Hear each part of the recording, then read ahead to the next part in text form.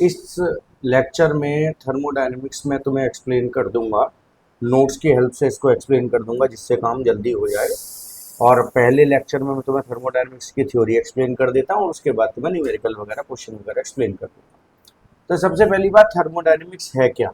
Science की branch जिसमें हम एनर्जी के एक्सचेंज के बारे में पढ़ते हैं। हम ये जानते हैं कि किसी सिस्टम में कितनी एनर्जी आई या किसी सिस्टम से कितनी एनर्जी गई, या हम एनर्जी की एक फॉर्म को दूसरी फॉर्म में कैसे कन्वर्ट कर सकते हैं। मान लीजिए हम जनरेटर चलाते हैं, तो जनरेटर में जो पेट्रोल या डीजल हम इस्तेमाल करते हैं वो केमिकल एनर्जी है।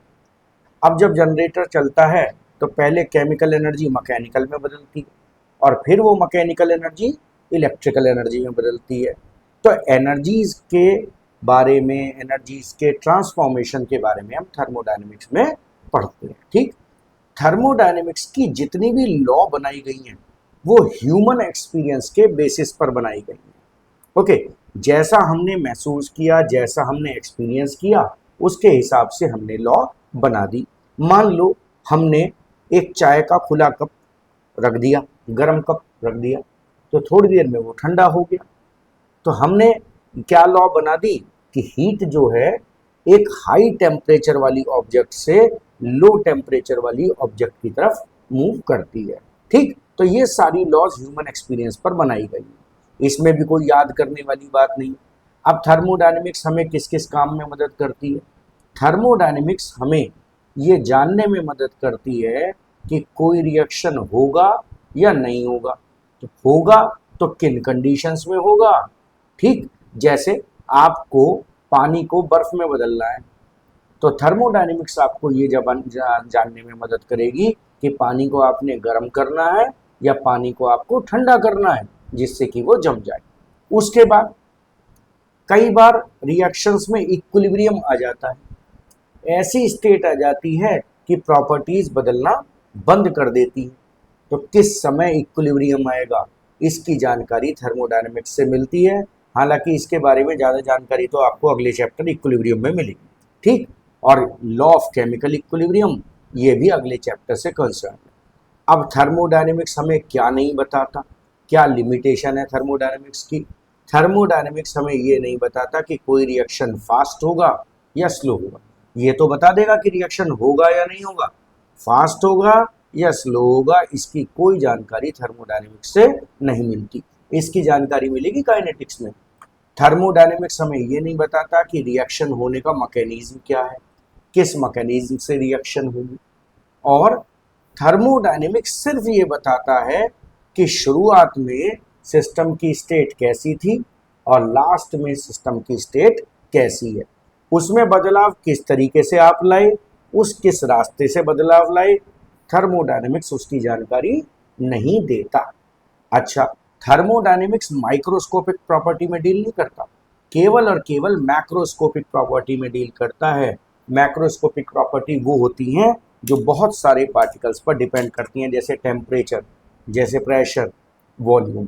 ओके, अब इसके बाद देखिए, ये सारी टर्म तो केवल समझने के लिए हैं कि थर्मोडायनेमिक्स क्या है, थर्मोडायनेमिक्स किस काम में मदद करती है, उसकी लिमिटेशन क्या है।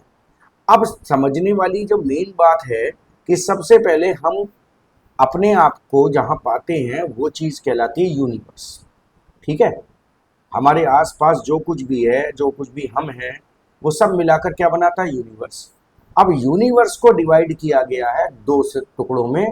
पहला टुकड़ा है सिस्टम और दूसरा टुकड़ा है सराउंडिंग। तो यूनिवर्स किन दो चीज़ों का बना है? एक सिस्टम और एक सराउंडिंग। अब सिस्टम और सराउंडिंग में क्या फ़र्क है? मान लो मेरे पास ये एक बीकर है, यहाँ बीकर बना हुआ है, ठीक है, और इस बीकर में हमने पानी भरा हुआ है। ओके, बीकर विजिबल है और बीकर में चलो ये भर देते हैं हम पानी। ओके, अब पानी का टेम्परेचर कितना बढ़ा कितना घटा, इसको नापने के लिए हमने क्या करा कि इसमें एक थर्मोमीटर लगा दिया। पानी का टेम्परेचर नापने के लिए, उसमें आने वाले बदलाव को नापने के लिए क्या लगा दिया? एक थर्मोमीटर।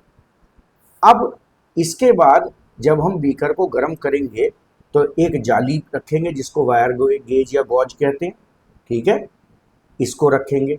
यहाँ पर हम एक बर्नर भी लगाएंगे भाई, ठीक है। बर्नर क्यों चाहिए? हीट करने के लिए चाहिए, तो ये हमने क्या लगाया है? बर्नर। अब यहाँ पर ये फ्लेम है, ओके, और ये जो बना हुआ है ये ट्राइपॉड स्टैंड है। तो ये सारा सेटअप, सारा एक्सपेरिमेंट हमने लगा लिया। अब देखो, जब तुम बर्नर को जलाओगे, तो बर्नर को जब जलाओगे तो ये ट्राइपॉड स्टैंड भी गर्म हो जाएगा, होगा या नहीं होगा गर्म?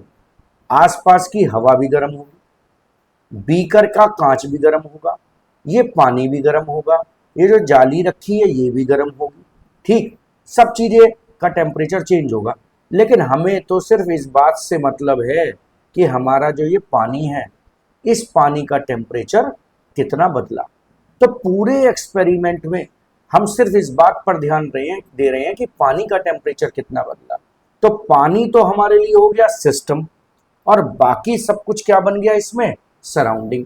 तो एक्सपेरिमेंट का वो हिस्सा जिसको हम ऑब्जर्व करते हैं, जिसमें आने वाले बदलावों को हम ऑब्जर्व करते हैं, उसको कहते हैं हम सिस्टम। और बाकी सब कुछ जो एक्सपेरिमेंट में रह जाता है, जिसको हम ऑब्जर्व नहीं कर रहे, उसका नाम होता है सराउंडिंग। तो आपको क्या पता होना चाहिए? आपको सिस्टम की डेफिनेशन पता होनी चाहिए, आपको सराउंडिंग की डेफिनेशन पता होनी चाहिए, ओके। चलो नेक्स्ट पेज पर चलते हैं। अब देखो नेक्स्ट पेज पर हमने क्या लिखा कि ऊपर वाले सेटअप में जो अभी अभी बनाया था, हम केवल पानी के टेम्परेचर में आने वाले बदलाव से कंसर्न हैं। तो पानी सिस्टम है, और बाकी सब क्या चीज हो गई? बाकी सब चीजें हवा, कांच, ये सब चीजें हो गई सराउंडिंग। अब तीन प्रकार के सिस्टम होते हैं, तीन तरह के सिस्टम होते हैं, ये आपको याद रखने चाहिए। ओपन सिस्टम, क्लोज सिस्टम और आइसोलेटेड सिस्टम। देखो एक एग्जांपल मैं लेता हूं, एक चाय का खुला हुआ कप ले लिया, ठीक है, चलो कप सा समझ लो इसको, बना तो नहीं है कप जैसा ही। ये चाय का खुला हुआ कप ले लिया, ठीक है। अब इस चाय के खुले हुए कप में चाय भरी हुई है, ठीक। अब इसमें आकर कोई मक्खी गिर सकती है, नहीं गिर सकती है? या कोई भी मटेरियल आकर इसमें गिर सकता है? बिल्कुल गिर सकता है। और क्या इस कप से वेपर निकल के बाहर जा सकते हैं? वाटर वेपर बिल्कुल बाहर जा सकते हैं। तो अब आप एक बात देखो कि इस चाय के खुले कप में मैटर का आना जाना भी अलाउड है, ठीक। मैटर का आना जाना अलाउड है, मैटर आ भी सकता है और मैटर जा भी सकता है। अब एक बात बताओ, क्या कुछ समय बाद ये चाय का जो कप है ठंडा हो जाएगा? क्या इससे हीट बाहर जाएगी? बिल्कुल हो जाएगा, ठीक। तो इसमें से मैटर भी आ जा सकता है और एनर्जी भी आ जा सकती है। तो ऐसा सिस्टम जो सराउंडिंग के साथ मैटर और एनर्जी दोनों का एक्सचेंज कर सके, ऐसे सिस्टम को हम कहते हैं कैसा सिस्टम? Open system. ऐसे सिस्टम को क्या बोलते हैं? Open system. अब आते हैं जरा क्लोज सिस्टम पर। देखो यही चाय का कप है, दोबारा से बना लेते हैं। देखो इस बार गिलास बनाऊंगा, कप ठीक से बनता नहीं है। तो चाय का एक गिलास है और इसमें क्या भरी हुई है? चाय भरी हुई है, ठीक। इस बार हमने क्या करा कि इसको ऊपर से ढक दिया, कवर कर दिया, ठीक है। तो जब तुमने इसको प्लेट से ऊपर से कवर कर दिया, तो अब ये बताओ कि क्या मक्खी या मच्छर या कोई भी कीड़ा या कोई भी पार्टिकल इसमें आकर गिर सकता है? नहीं आकर गिर सकता। क्या इससे वेपर बाहर जा सकते हैं? बोलो, नहीं जा सकते, ठीक। तो मटेरियल ना आ सकता है ना जा सकता है, लेकिन एक बात तो देखो, इसमें से हीट तो अभी भी बाहर जा सकती है। थोड़े समय के लिए इसको रखो तो ये ठंडा हो जाएगा, नहीं हो जाएगा? तो इसमें हीट का आना जाना अलाउड है, लेकिन मैटर का आना जाना अलाउड नहीं है। तो इसलिए ऐसा सिस्टम कहलाता है क्लोज सिस्टम। तो क्या लिखेंगे? Such a system that can exchange only energy and not matter with the surrounding, that is called as close system. अब आए आइसोलेटेड सिस्टम पर। आइसोलेटेड सिस्टम को कैसे डिस्क्राइब करें कि एक थर्मस फ्लास्क लाए, बहुत अच्छी क्वालिटी का बाजार से एक थर्मस फ्लास्क लाए। अब दुकानदार जब थर्मस फ्लास्क देता है तो वो क्या कहकर देता है कि इसमें चाय गर्म रहेगी, ठंडी नहीं होगी, ठीक है। तो ऐसा ही कहकर देता है। मान लो इसके अंदर अब चाय भरी हुई है, गर्म चाय भरी हुई है, और ये उसके दुकानदार की बात मान ले कि ये कभी ठंडी होगी नहीं। तो एक बात बताओ कि क्या इसमें मैटर का आना जाना अलाउड है अंदर? पहली बात, नहीं, मैटर का आना जाना अलाउड नहीं है। अब ये बताओ, अगर ये 100% आइसोलेटेड है तो क्या इससे हीट बाहर आएगी जाएगी? नहीं आएगी जाएगी, ठीक। तो ये सिस्टम जैसे थर्मस फ्लास्क है, ये ना तो मैटर को आने जाने देगा और ना ही एनर्जी को आने जाने देगा। तो ओपन सिस्टम सराउंडिंग के साथ मैटर और एनर्जी दोनों का एक्सचेंज करता है। क्लोज सिस्टम सराउंडिंग के साथ केवल एनर्जी का एक्सचेंज कर सकता है, मैटर का एक्सचेंज नहीं कर सकता। और आइसोलेटेड सिस्टम ना मैटर का एक्सचेंज कर सकता है ना एनर्जी का। और ये तीनों डेफिनेशन मैं आपसे कह चुका, ये तीनों डेफिनेशन आपको याद होनी चाहिए, ठीक है। अब स्टेट ऑफ सिस्टम देखो, हर एक सिस्टम की एक स्टेट होती है। मान लो मेरे पास एक पिस्टन सिलेंडर सिस्टम, ठीक है, मैंने पहले भी तुम लोगों को क्लास में बताया है। ये एक पिस्टन सिलेंडर सिस्टम बनाने की कोशिश हम कर रहे हैं, ठीक है। तो ये जो नीचे का पार्ट है इसका, ये तो सिलेंडर है और ऊपर ये एक पिस्टन लगाया, ठीक। पिस्टन की मदद से हम इस पर प्रेशर बढ़ाया घटा सकते हैं। अब इसके अंदर हमने कोई गैस फिल कर दी, ठीक है, यहाँ पर कोई गैस भरी हुई। अब ये गैस कितने टेम्परेचर पर है, कितने प्रेशर पर है, क्या इसकी वॉल्यूम है, कितने इसके मोल्स हैं, ठीक। ये सब प्रॉपर्टीज मिलकर ये बताती हैं कि सिस्टम की स्टेट क्या है, सिस्टम किस कंडीशन में। तो such properties of the system that describe the state of a system are called as state variable, ठीक। जिन प्रॉपर्टीज से सिस्टम की स्टेट की दशा का, सिस्टम की स्टेट का या दशा का पता लगे, उनको कहते हैं स्टेट वेरिएबल।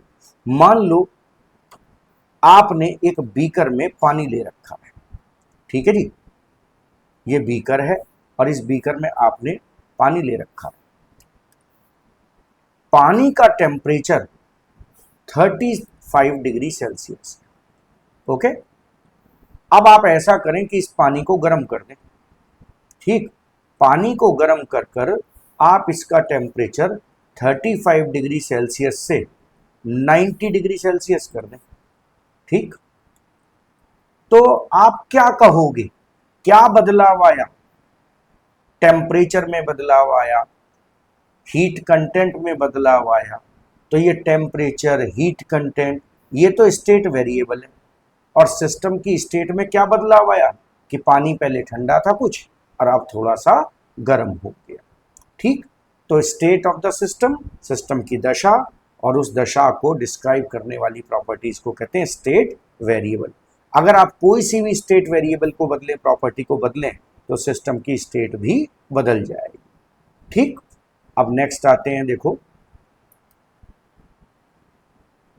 State function.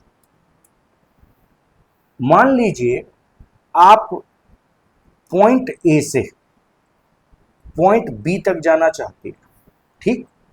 आप दो रास्ते सेलेक्ट करते हैं। ये पहला पाथ है, जो रेड वाला पाथ है, ये है पाथ 1, ठीक। और दूसरा पाथ जो आप सेलेक्ट करते हैं वो ये वाला सेलेक्ट करते हैं, जो ग्रीन वाला है, ये है पाथ 2। अब आप चाहे रेड वाले पाथ से गए, चाहे आप ग्रीन वाले पाथ से गए, आपका जो डिस्प्लेसमेंट है वो डिस्प्लेसमेंट तो सेम ही रहेगा या वो डिस्प्लेसमेंट बदल जाएगा? तो ये जो ब्लू लाइन मैंने मार्क करी है, ये ब्लू लाइन क्या है? ये ब्लू लाइन है डिस्प्लेसमेंट। तो ये बताओ कि क्या डिस्प्लेसमेंट इस बात पर डिपेंड करता है कि आप किस रास्ते से गए? डिस्प्लेसमेंट इस बात पर डिपेंड नहीं करता।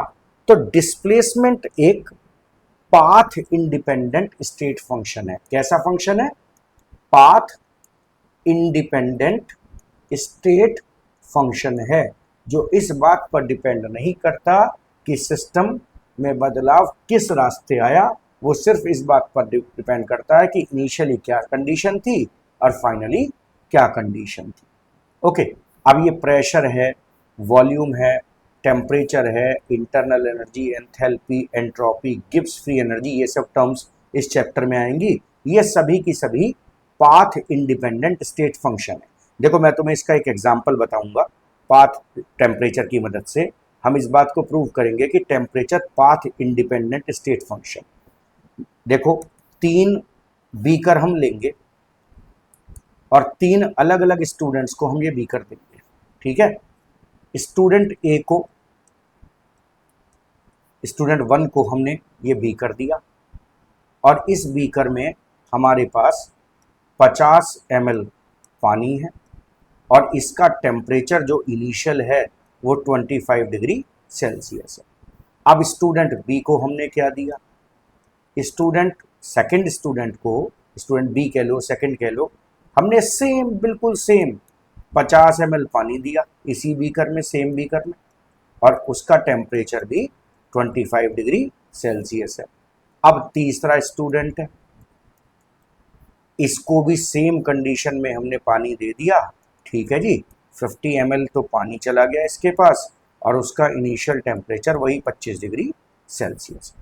अब इन तीनों को टारगेट दिया कि भैया टेम्परेचर 25 से 50 डिग्री सेल्सियस करके लाओ, ठीक है। तीनों को क्या टारगेट दिया, टेम्परेचर 25 डिग्री से बढ़ाकर कितना लाओ, 50 कर लाओ।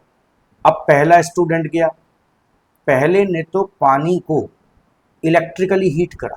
उसने क्या करा कि एक बैटरी की मदद से, एक इमर्जन रॉड की मदद से पानी को इलेक्ट्रिकली गर्म कर लिया, ठीक है, इलेक्ट्रिकल एनर्जी की मदद से कर लिया। अब दूसरे स्टूडेंट ने क्या किया कि बर्नर जलाया, ठीक है, और बर्नर की मदद से, हीट एनर्जी की मदद से, यानी थर्मली उसने टेम्परेचर कितना कर लिया, 25 से 50। अब तीसरे स्टूडेंट ने क्या किया कि तीसरे स्टूडेंट ने एक पैडल लिया, मैकेनिकल पैडल लिया, जैसे हम हाथों को रब करें तो हीट पैदा होती है, तो इसने टेम्परेचर मैकेनिकली इंक्रीज कर, ठीक है।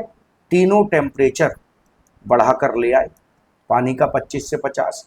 अब क्या हम बता सकते हैं कि किस स्टूडेंट ने टेम्परेचर को इलेक्ट्रिकली बढ़ाया, किस स्टूडेंट ने थर्मली बढ़ाया और किसने मैकेनिकली बढ़ाया? हम बिल्कुल नहीं बता सकते कि टेम्परेचर में बदलाव कैसे आए। हम ये तो बता सकते हैं कि भैया टेम्परेचर 25 से तुम्हारा 50 हो गया, लेकिन ये नहीं बता सकते कि कौन सा स्टूडेंट पानी को कैसे गर्म करके लाया। तो इस वजह से जो टेम्परेचर है, ये टेम्परेचर एक पाथ इंडिपेंडेंट स्टेट फंक्शन है। इसमें आने वाला बदलाव इस बात पर डिपेंड नहीं करता कि बदलाव किस रास्ते आया, ठीक है। तो टेम्परेचर में आने वाला बदलाव सिर्फ इस बात पर डिपेंड करता है कि इनिशियल स्टेट क्या थी और फाइनल स्टेट क्या है, ठीक। अब वर्क क्या है, वर्क पाथ डिपेंडेंट है या पाथ इंडिपेंडेंट है? देखो वर्क मैंने बताया, तुम पॉइंट ए से तुम पॉइंट बी पर पहुंच रहे हो, ठीक है, ये पॉइंट ए है, ये पॉइंट बी है। अब तुम अगर लंबे रास्ते से घूम फिर के गए तो भाई सीधी सी बात है, पेट्रोल ज़्यादा खर्च होगा, वर्क तुम्हें, मेहनत तुम्हें ज़्यादा करनी पड़ेगी। और अगर तुम छोटे रास्ते से गए, ठीक, तो तुम्हें वर्क कम करना पड़ेगा। भाई पहुंचोगे तो ए से बी पर ही, ठीक। तो वर्क पाथ डिपेंडेंट फंक्शन है, तो वर्क को हम स्टेट फंक्शन नहीं कहेंगे, ओके। अब आते हैं मैक्रोस्कोपिक प्रॉपर्टी और माइक्रोस्कोपिक प्रॉपर्टीज पर। ये मैक्रोस्कोपिक माइक्रोस्कोपिक प्रॉपर्टी क्या होती हैं भाई? देखो ऐसी प्रॉपर्टी जो बहुत सारे मॉलिक्यूल्स पर डिपेंड करें, उनको तो कहते हैं मैक्रोस्कोपिक प्रॉपर्टीज। तो क्या हुई मैक्रोस्कोपिक प्रॉपर्टीज? ऐसी properties which depend on a large number of molecules, they are called as macroscopic property. चलो पहले हम टेम्परेचर की बात करें। हम आपसे कहें कि भैया एक मॉलिक्यूल का टेम्परेचर बता दो, एब्सर्ड बात है, नहीं बता सकते। आपसे कहें कि 5 गैस के मॉलिक्यूल है, इनका प्रेशर बता दो, नहीं बता सकते। आपसे कहेंगे जी 12 मॉलिक्यूल है गैस के, वॉल्यूम बता दो या डेंसिटी बता दो, ऐसा पॉसिबल नहीं है। तो temperature, pressure, volume, melting point, boiling point, ये तब सामने आते हैं जब बहुत सारे मॉलिक्यूल्स हो, एक दो मॉलिक्यूल या एटम की प्रॉपर्टी नहीं है। तो इन सब को क्या नाम देते हैं हम? इन सब को नाम देते हैं हम मैक्रोस्कोपिक प्रॉपर्टी। अब दूसरी तरफ माइक्रोस्कोपिक प्रॉपर्टी। माइक्रोस्कोपिक प्रॉपर्टी उनको कहते हैं जो इंडिविजुअल एटम्स या मॉलिक्यूल्स पर डिपेंड करती हैं। अब चैप्टर 4 में तुमने पढ़ा है, 3 में तुमने पढ़ा है कि आयनाइजेशन एंथैल्पी है। एक एटम जब इलेक्ट्रॉन लूज करता है तो कितनी एनर्जी का एक्सचेंज होता है। तो ये होती हैं माइक्रोस्कोपिक प्रॉपर्टी जो इंडिविजुअल एटम्स या मॉलिक्यूल्स पर डिपेंड करती है। अब इसके बाद देखो एक इंपॉर्टेंट चीज है एक्सटेंसिव प्रॉपर्टीज और इंटेंसिव प्रॉपर्टीज।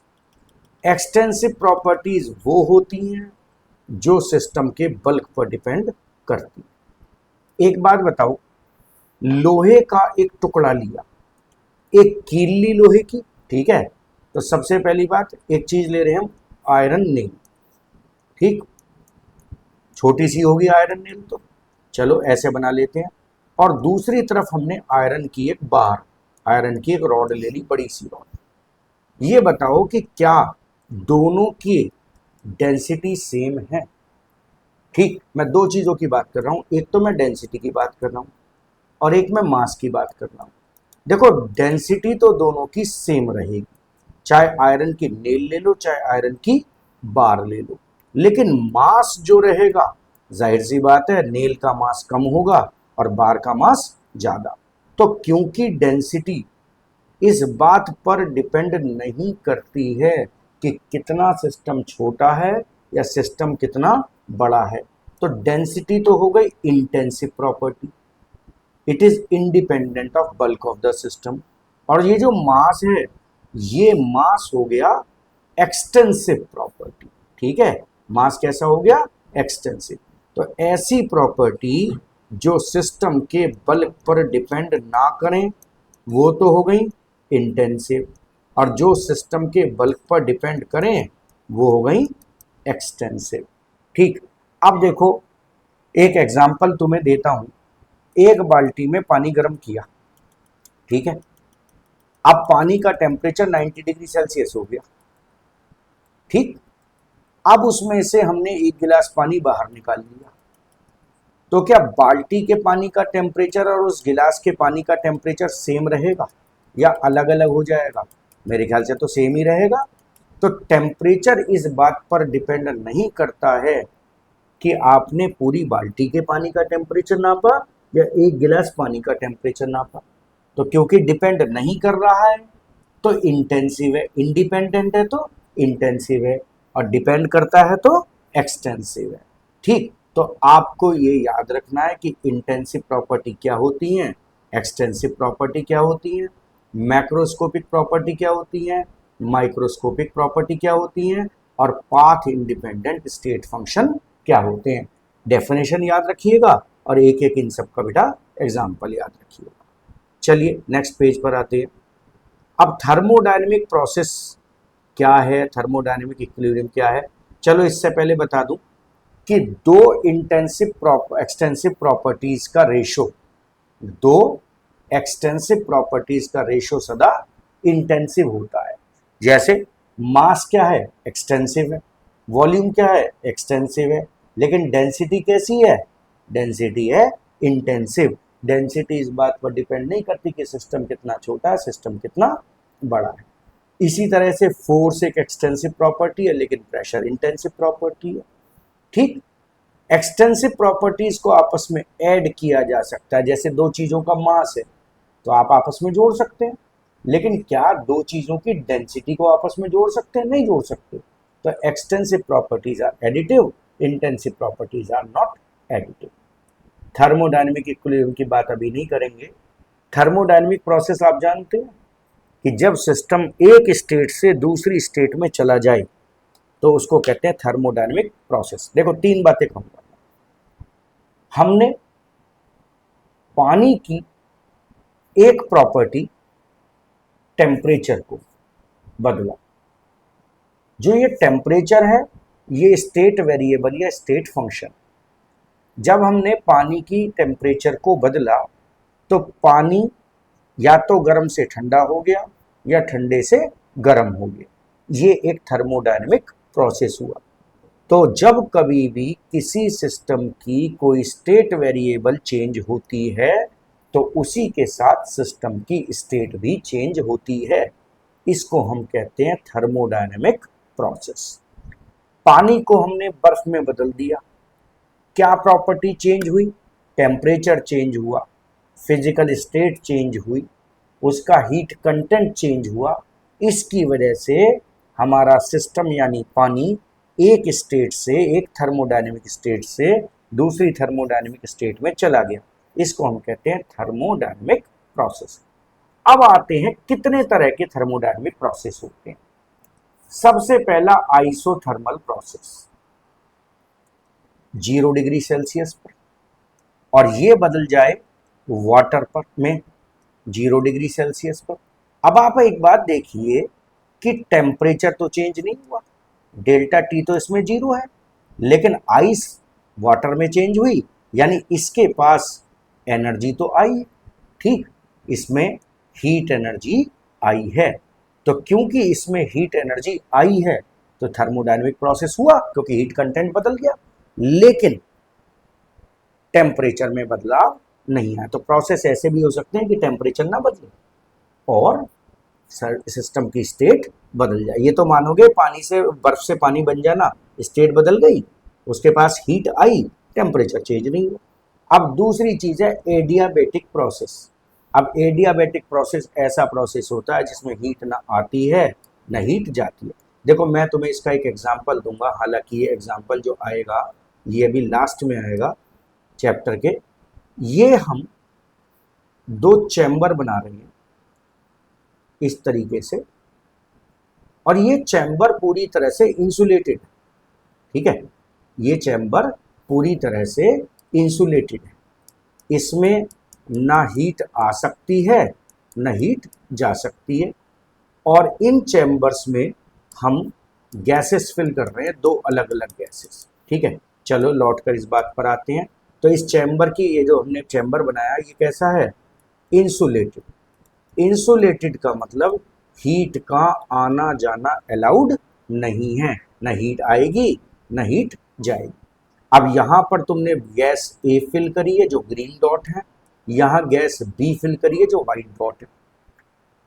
अब देखो अगर मैं इस स्लिट को, बीच में जो ये स्लिट है इसको मैं खोल दूं, ठीक, तो इस स्लिट को खोलने से क्या होगा? ये जो ग्रीन वाली गैस के मॉलिक्यूल हैं ये इसमें मिक्स हो जाएंगे, ठीक है, इधर भागेंगे, और ये जो व्हाइट वाले मॉलिक्यूल हैं ये इधर से इधर भागेंगे। तो थोड़ी देर में दोनों गैसेस आपस में क्या हो जाएंगी? मिक्स। और गैसेस का मिक्स होना एक थर्मोडायनेमिक प्रोसेस है, आगे चल के बताऊंगा इसमें डिसऑर्डर बढ़ जाता है। तो देखो प्रोसेस तो हुआ, लेकिन ना हीट आई और ना हीट गई। तो ऐसे प्रोसेस को कहते हैं एडियाबैटिक प्रोसेस। ओके, जिसमें हीट ना आती है सिस्टम में ना जाती है, या प्रोसेस जो है कांस्टेंट हीट कंटेंट पर हो। अब नेक्स्ट है आइसोकोरिक प्रोसेस।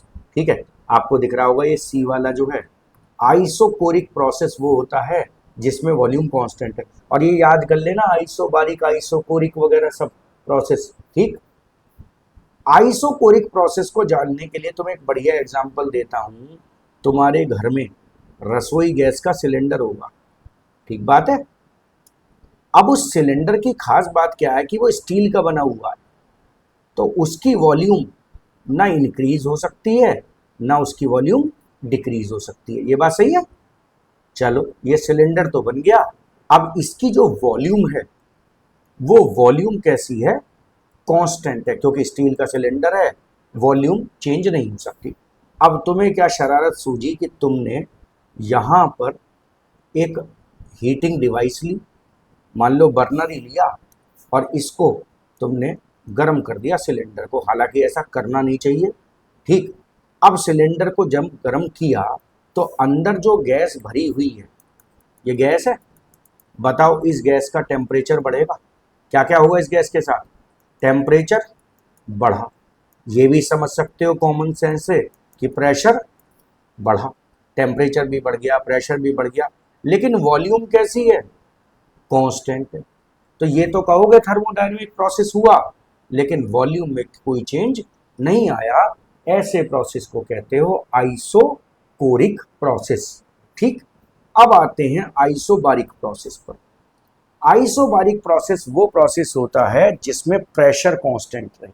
देखो प्रेशर कांस्टेंट का कंसेप्ट दिखाने के लिए फिर से मैं पिस्टन सिलेंडर वाला एग्जांपल ले रहा हूं। यहां पर हम एक सिलेंडर बनाएंगे, ठीक है, इस सिलेंडर में हम एक पिस्टन लगाएंगे, ओके, इस तरीके से, और इसके अंदर गैस भर देंगे, ठीक है जी। इसके अंदर क्या भरी हुई है, गैस भर दी है हमने, कोई भी गैस हो सकती है। अब एक बात देखो कि अगर इस बार मैं इस गैस को हीट करूं, ठीक है, इस पिस्टन सिलेंडर को मैं गर्म करूं, ठीक, तो क्या होगा, गैस का टेम्परेचर बढ़ेगा, वॉल्यूम बढ़ेगा। ठीक, वॉल्यूम कैसे बढ़ेगा कि जब तुम टेम्परेचर बढ़ाओगे तो गैस एक्सपेंड होगी, और गैस के एक्सपेंशन की वजह से ये पिस्टन जो यहाँ है ये यहाँ से उठकर कहाँ जाएगा, ये पिस्टन ऊपर आ जाएगा, ठीक है, ये पिस्टन उठकर कहाँ जाएगा, ऊपर आ जाएगा। तो इनिशियल वॉल्यूम पहले कितनी थी, इतनी, और हीट करने के बाद वॉल्यूम कितनी हो गई, इतनी। तो वॉल्यूम बदली, टेम्परेचर बदला, लेकिन प्रेशर कैसा रहेगा, प्रेशर रहेगा कांस्टेंट। ठीक, और इसका एक और बढ़िया एग्जांपल मैं तुम्हें बताता हूं जहां प्रेशर कांस्टेंट रहता है। आपने एक बीकर लिया, बीकर के नीचे बर्नर लगा दिया, ठीक है जी, और बर्नर की मदद से आपने इस पानी को गर्म करना शुरू किया। जब आप पानी को गर्म करेंगे तो आपने टेम्परेचर इसका 25 डिग्री सेल्सियस से बढ़ाकर फाइनल टेम्परेचर कर दिया 50 डिग्री सेल्सियस, लेकिन जो प्रेशर है वो तो कांस्टेंट है, प्रेशर में तो कोई बदलाव नहीं आ रहा। तो इसलिए ये प्रोसेस कैसे हो गए, एडियाबेटिक प्रोसेस हो गए, जिसमें डेल्टा पी 0। तो अब आपको याद क्या क्या रखना है जी, ठीक, यहाँ तक के प्रोसेस में आपको क्या याद रखना है, सिस्टम क्या है, सराउंडिंग क्या है, आइसोथर्मल, एडियाबेटिक, आइसोबारिक, आइसोकोरिक, ये सब प्रोसेस क्या है, मैक्रोस्कोपिक प्रॉपर्टीज क्या है, माइक्रोस्कोपिक प्रॉपर्टीज क्या है, एक्सटेंसिव प्रॉपर्टीज क्या है, और इंटेंसिव प्रॉपर्टीज क्या है, इन सब का आपने ध्यान रखना है। ठीक, अब देखो मैं बात करूंगा रिवर्सिबल प्रोसेस के बारे में। तो रिवर्सिबल प्रोसेस भी इंपॉर्टेंट है, डेफिनेशन पता होनी चाहिए। तो ऐसा प्रोसेस जो बहुत सारे छोटे छोटे स्टेप्स में हो, बहुत सारे छोटे छोटे स्टेप्स में हो, और जिस प्रोसेस को जब चाहे आप रिवर्स डायरेक्शन में ले जा सकें। अब देखो इसका एक एग्जांपल मैंने बताया था, हमारे पास एक एथलीट है, लॉन्ग जंप लगाता है। अब इसको एक जंप लगानी है यहां से यहां तक, ठीक है, इस पॉइंट से इस पॉइंट तक जंप लगानी है। अब ये एथलीट दूर से दौड़ कर आया, इसने जंप लगाई, ठीक है जी, और आपने बीच रास्ते में ही इसको कहा कि भाई आगे मत जाओ, अब तुम यहीं से लौट आओ। तो क्या ऐसा पॉसिबल है, क्या इसका लौट कर आना पॉसिबल नहीं, नहीं है ना, नहीं आ सकता। तो ये प्रोसेस कैसा हो गया, नॉन रिवर्सिबल। जानते हो क्यों नॉन रिवर्सिबल है, क्योंकि एक तो ये बहुत तेजी से हो रहा है, और ये सिंगल स्टेप में हो रहा है, एक ही स्टेप में हो रहा है, तो आप इस प्रोसेस को रिवर्स नहीं कर सकते। अब जरा इसके अपोजिट दूसरी सिचुएशन देखो, ये पॉइंट ए है, ये पॉइंट बी है, और आपने धीरे धीरे चलते हुए, ठीक है, बहुत स्लो स्लो स्टेप्स में आपने क्या करना है कि आपने आगे बढ़ना है। मान लीजिए आप इस पॉइंट पर हैं, आपने एक पैर आगे रख रखा है, एक पैर पीछे, ठीक है, यूं चल रहे हैं आप। अब मैं आपसे कहूं कि ये वाला जो पैर है आप इसका अपना, भैया इसको पैर को वापस ले आओ, इस पैर को कहाँ ले आओ, वापस अपनी पुरानी पोजीशन पे ले आओ। ला सकते हो नहीं ला सकते हो?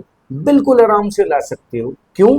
क्योंकि इस बार तुम एक तो बहुत सारे छोटे छोटे स्टेप्स में चल रहे हो, ठीक है, स्मॉल स्टेप्स में चल रहे हो, और तुम अ लार्ज नंबर ऑफ स्टेप्स में चल रहे हो। तो जब चाहो तुम वापस जा सकते हो, तुम्हारे पास मर्जी है कि तुम आगे जाओ या पीछे जाओ। तो such a process which is carried out in large number of small steps, and it could be made to proceed in reverse direction at any time, that is called as reversible process, और irreversible इसका उल्टा है।